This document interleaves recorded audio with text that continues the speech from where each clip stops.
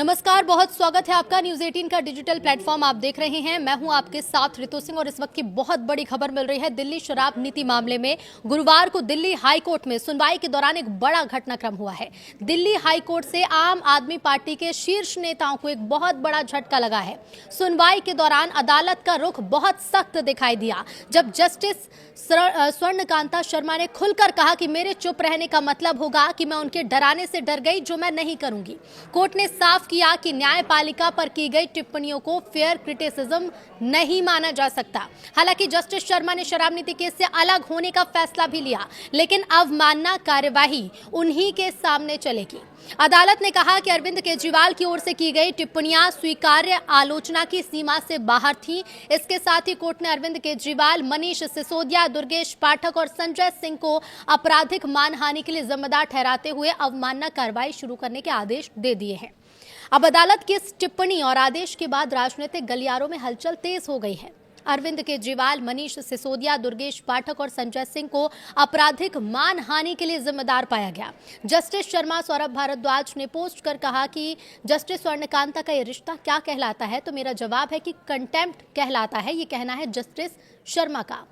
उन्होंने कहा यह आदेश किसी गुस्से या दुर्भावना से नहीं आया, बल्कि कंटेम्नर की अपनी हरकतों की वजह से आया है। अगर आप कोर्ट को धमकाएंगे कि आप मेरे हक में फैसला नहीं करोगे तो हम आपको बदनाम करेंगे, तो कोर्ट के पास भी ऐसे हथियार है कि वो ऐसी धमकियों से ना डरे। जस्टिस शर्मा ने आगे कहा कि भारत का कानून हमेशा निडर रहा है और हमेशा निडर ही रहेगा। ऐसे हमलों के सामने कभी नहीं झुकेगा। केजरीवाल, सिसोदिया समेत कई नाम जुड़े तो ये मामला दिल्ली शराब नीति केस से जुड़ी सीबीआई की अपील और ईडी की याचिका से संबंधित है। जिन प्रतिवादियों की ओर से जवाब दाखिल नहीं किया गया उनमें आम आदमी पार्टी प्रमुख अरविंद केजरीवाल, मनीष सिसोदिया और दुर्गेश पाठक के नाम भी शामिल बताए जा रहे हैं। कोर्ट ने जवाब दाखिल न करने के मुद्दे को गंभीरता से लिया है। और बता दें आपको इस मामले में और क्या अपडेट है, तो देखिए जज के खिलाफ टिप्पणियों पर नाराजगी जताई गई है।